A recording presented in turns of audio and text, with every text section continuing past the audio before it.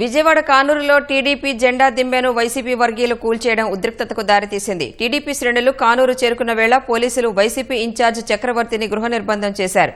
TDP శ్రేణులు ఆందోళనకు దిగడంతో పోలీసులు చక్రవర్తిని గన్నవరం మీదుగా హనుమాన్ జంక్షన్ పోలీస్ స్టేషన్కు, అక్కడి నుంచి నందివాడ ఠాణాకు తరలించారు. వైసీపీ కార్యకర్తలు దిమ్మెను కూల్చిన చోటే టీడీపీ శ్రేణులు పునర్నిర్మాణం చేపట్టారు. పెనమలూరు ఎమ్మెల్యే బోడే ప్రసాద్ స్వయంగా సిమెంట్, ఇసుక కలిపారు. వైసీపీ నాయకులు రెచ్చగొట్టే చర్యలు మానుకోవాలని బోడే ప్రసాద్ హితవు పలికారు. టీడీపీ శ్రేణుల క్రమశిక్షణను చేతగానితనంగా తీసుకోవద్దని హెచ్చరించారు.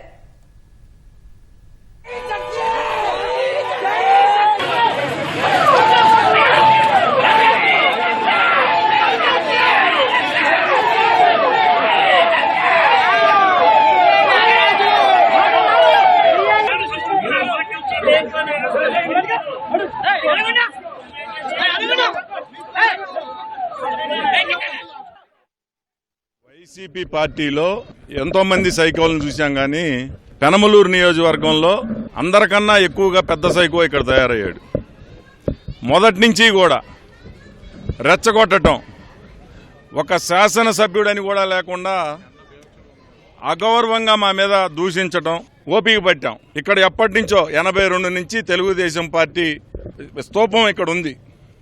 దాని మీద ఇల్లు, చక్రం, నాగలి గుర్తు ఇవన్నీ కూడా ఇక్కడ ఉండేవి.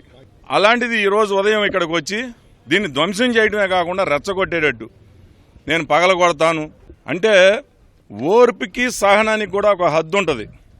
ఇప్పుడు మా కార్యకర్తల్ని నేను వెళ్ళి అంతు చూడనంటే రోడ్డు మీద గీడ్చి కొడతారు. కానీ నేను ఎక్కడా కూడా ఓర్పుతో సహనంతో మనం బ్యాడ్ అవ్వకూడదు.